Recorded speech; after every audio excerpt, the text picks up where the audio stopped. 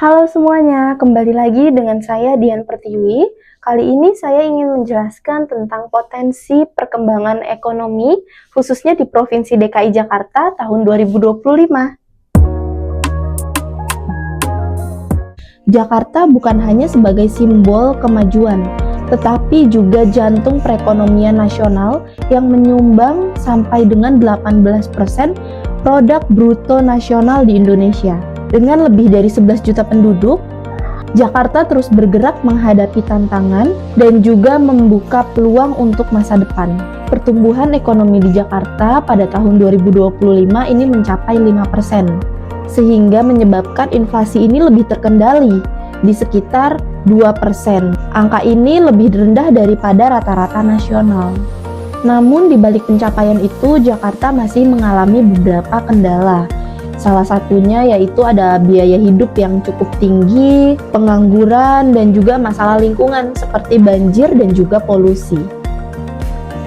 Ekonomi di Jakarta saat ini memang cukup berkembang dan juga didominasi oleh sektor jasa dan juga perdagangan. Tapi ada satu bidang nih yang memang memiliki peluang besar untuk berkembang, yaitu sektor kesehatan. Salah satunya layanan kesehatan pendengaran yang dikembangkan oleh Sound Life Hearing Center. Jadi Sound Life ini memiliki tujuan yang cukup bagus, yaitu dengan mewujudkan masyarakat dengan pendengaran yang sehat dan berkualitas. Yang pertama ini layanan bagi lansia. Jadi populasi lansia di Jakarta ini terus meningkat dan juga seringkali gangguan dengar ini tidak disadari. Padahal gangguan dengar ini dapat memicu demensia atau kepikunan. Dan Sound Life menghadirkan solusi untuk rehabilitasi dan juga pemeriksaan pendengaran agar para lansia ini masih tetap sehat, aktif, dan juga dapat terus bersosialisasi. Kedua adalah kesehatan pekerja. Jadi saat ini banyak di kota tempat kerja yang sangat berisik, misalnya kayak di pabrik, ataupun di tambang, ataupun bahkan kemacetan dengan trafik lalu lintas yang sangat padat. Ini bisa mengakibatkan paparan bising, dan pastinya paparan bising ini bisa mengakibatkan masalah pada pendengaran. Melalui program K3, pemeriksaan pendengaran audiometri itu wajib dilakukan, dan juga pentingnya edukasi tentang penggunaan pelindung telinga di tempat kerja yang bising.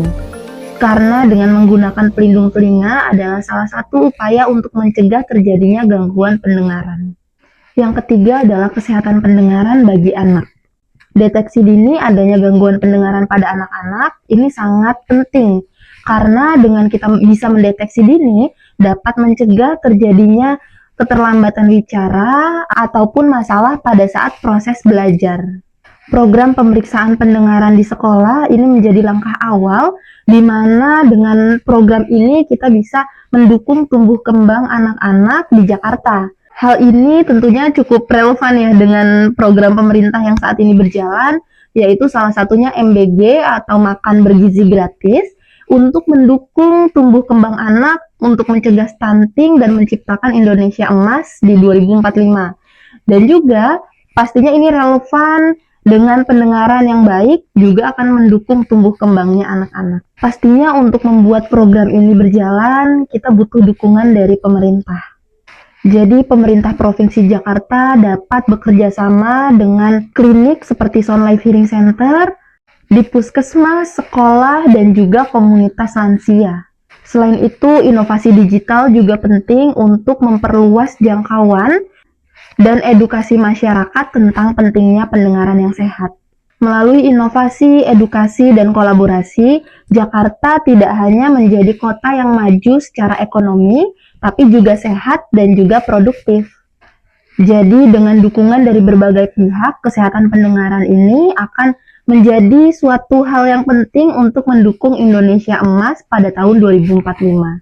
Terima kasih telah menyaksikan video saya, dan mari sama-sama mewujudkan Jakarta yang maju, sehat, dan juga produktif ke depannya.